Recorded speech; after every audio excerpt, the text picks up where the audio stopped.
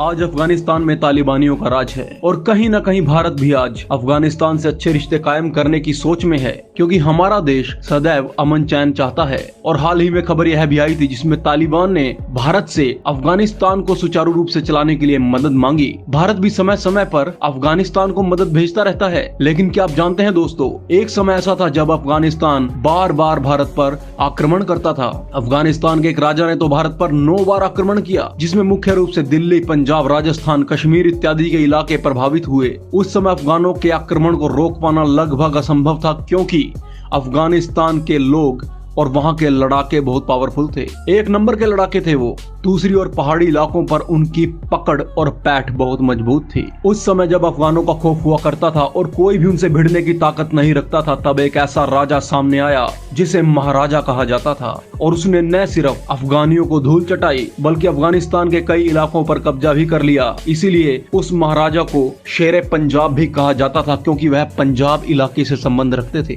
जी हाँ दोस्तों, आपने यह शब्द कई बार सुना होगा, शेरे पंजाब, लेकिन क्या आप जानते हैं कि वह शेरे पंजाब किस महान हस्ती को कहा जाता है? तो आइए दोस्तों, आज इतिहास के कुछ पन्नों को पलटते हैं और जानते हैं उस महान शख्सियत के बारे में जिसे कहा गया शेरे पंजाब। दोस्तों, वह महान शख्सियत थी महाराजा रणजीत सिंह जी, जिन्हें आज शेरे पंजाब के नाम से भी जाना जाता है, क्योंकि उनकी बहादुरी के लिए उनको पंजाब का शेर कहा जाता था और अभी भी उन्हें शेरे पंजाब कहा जाता है। ये वो महाराजा थे जिन्होंने दुश्मन के आगे कभी घुटने नहीं टेके, बल्कि अपनी बहादुरी से दुश्मन को ही घुटने टेकने पर मजबूर कर दिया। दोस्तों, बात करते हैं सन 1780 की, जब सिख समुदाय काफी समूहों में बटे हुए थे, जिन्हें मिसल कहा जाता था और उसको चलाने वाले इंसान को मिसलदार कहा जाता था। उसी समय के एक मिसल के मिसलदार महासिंह जी के घर में जन्म हुआ एक बच्चे का, जो आगे चलकर कहलाया राजा रणजीत सिंह या फिर महाराजा रणजीत सिंह। इनका जन्म 13 नवंबर को हुआ था और एक बीमारी के कारण बचपन में ही इनकी बाईं आंख चली गई थी।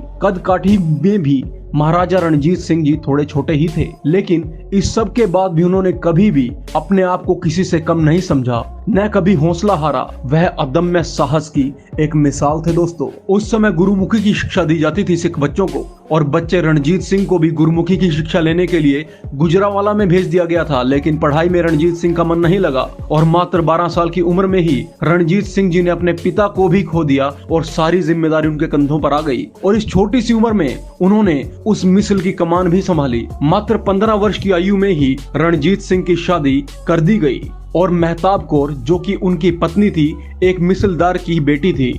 ऐसा कई जगह पढ़ने और सुनने में आता है कि उनकी एक से ज्यादा पत्नियां थी, लेकिन इसका कोई ठोस प्रमाण देखने को नहीं मिलता। पुराने समय में देखे तो 10वें गुरु श्री गुरु गोविंद सिंह जी ने लोगों को धार्मिक टॉर्चर और मुगलों के अत्याचार से बचाने के लिए खालसा की स्थापना की थी। सिख वॉरियर्स ने कई लड़ाइयां लड़ी, कई मिसलें भी बनाई। भारत के नॉर्थ वेस्टर्न पार्ट पर अब कई जगह सिखों का कब्जा था। पंजाब को 5 नदियों की धरती कहा जाता है दोस्तों, और वहाँ पर शुरू से ही अनाज की पैदावार भरपूर होती है। सिख मिसलदारों ने भी वहाँ अनाज की भरपूर पैदावार की, रेवेन्यू जनरेट किया, लेकिन रेवेन्यू के लिए आपस में भी उन्होंने लड़ाइयां लड़ी। और कहीं ना कहीं वह एक ऐसा समय था जब सिख मिसलों के बीच में बगावत और फूट पड़ गई थी। महाराजा रणजीत सिंह जी जाने जाते हैं अपनी यूनाइटेड स्किल्स के लिए, जिसमें उन्होंने सिखों को यूनाइट किया। जी हाँ दोस्तों, उस समय जब सिखों में आपसी फूट थी तो महाराजा रणजीत सिंह जी ने अफगानिस्तान के खिलाफ 5 मिसलों को यूनाइट किया और लड़ाई के लिए तैयार भी किया। यूं तो अफगानिस्तान भी उस समय भारत का हिस्सा था, जिसे गंधार कहा जाता था, जो कि आज के समय में कंधार के नाम से भी जाना जाता है। पर्शिया और भारत के बीच में कभी कोई लड़ाई नहीं हुई, लेकिन नादिर शाह के आने के बाद हालात कुछ बदल से गए थे। सन 1738 में नादिर शाह ने गंधार पर अटैक कर दिया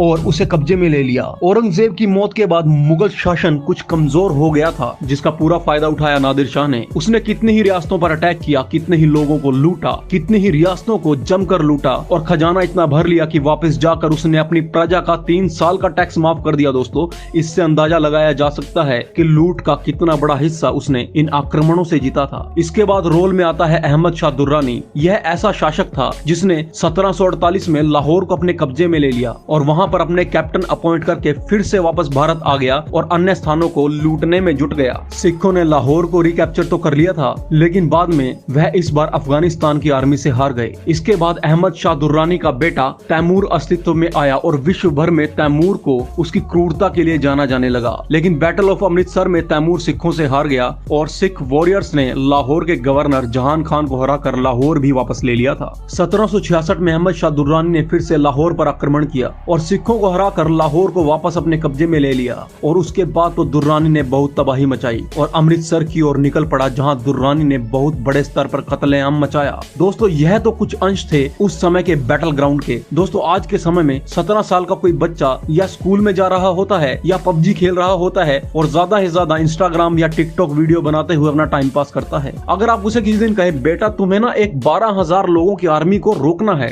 जिसके लिए तुम्हें कुछ चुनिंदा लोग मिलेंगे, तो वह तुम्हारी तरफ देखेगा और कहेगा बे तू पागल हो गया है क्या, कैसी बातें कर रहा है। पहली बात तो वह समझ ही नहीं पाएगा कि आप क्या बात कर रहे हैं, और समझ भी गया तो आपको जरूर पागल बताएगा। लेकिन दोस्तों इतिहास इस बात की गवाही भरता है कि जब महाराजा रणजीत सिंह जी मात्र 17 वर्ष के थे, उन्होंने सिर्फ अपनी मिस्र के वॉरियर्स को लेकर जमान शाह की 12,000 अफगान सेना को न केवल रोका बल्कि बुरी तरह से पछाड़ा।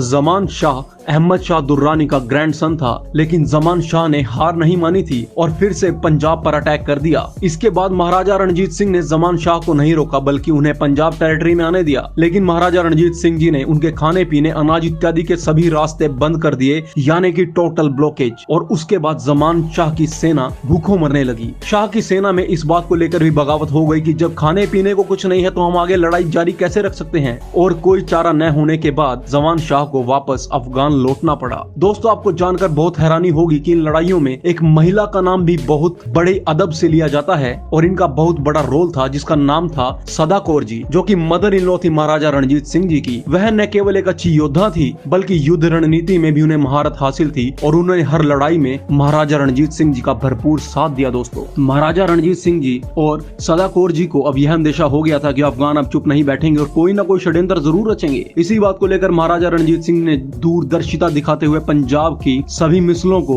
एकजुट किया, जिसमें लगभग 25,000 सिख लड़ाके थे और इन सब का राजा चुना गया महाराजा रणजीत सिंह जी को। दोस्तों क्या आपने कभी एक गाना सुना है जिसमें एक लाइन है, मेरे देश की धरती सोना उगले उगले हीरे मोती। यह गाना लगभग हर भारतीय ने सुना है। यह उपकार फिल्म का एक गाना है। जी हाँ दोस्तों, मनोज कुमार की एक फिल्म आई थी उपकार, उस मूवी का ये गाना है। इस गाने में एक लाइन है जिसे कहते हैं कि रंग हरा हरि सिंह नलवा से। तो हरि सिंह नलवा का जिक्र भी वहाँ पर जरूर होता है जहाँ पर महाराजा रणजीत सिंह जी के पराक्रम का जिक्र हो। दोस्तों हरि सिंह नलवा महाराजा रणजीत सिंह जी के आर्मी के कमांडर इन चीफ थे, जिन्होंने 1807 में बैटल ऑफ कसौर की लड़ाई लड़ी और मुगल राजा कुतुबुद्दीन को हराकर कसौर के इलाके को भी अपनी मिसल में शामिल कर लिया। अफगानियों के खिलाफ यह सिखों की पहली बड़ी जीत थी, जिसमें हरि सिंह नलवा ने पूरी बहादुरी और पराक्रम के जौहर दिखाए और इनको पछाड़कर बाहर अफगान में ही फेंक दिया। 1811 से 1812 में राजौरी, बिम्बर और कुल्लू रियासतों को सिख आर्मी में मिलाया गया ताकि कश्मीर पर चढ़ाई की जा सके। दुर्रानी के ही काबुल के वजीर फतेह खान ने भी कश्मीर को हासिल करने की योजना बना रखी थी, लेकिन सिख आर्मी के पराक्रम और बहादुरी के बारे में वह अच्छी तरह से जानता था।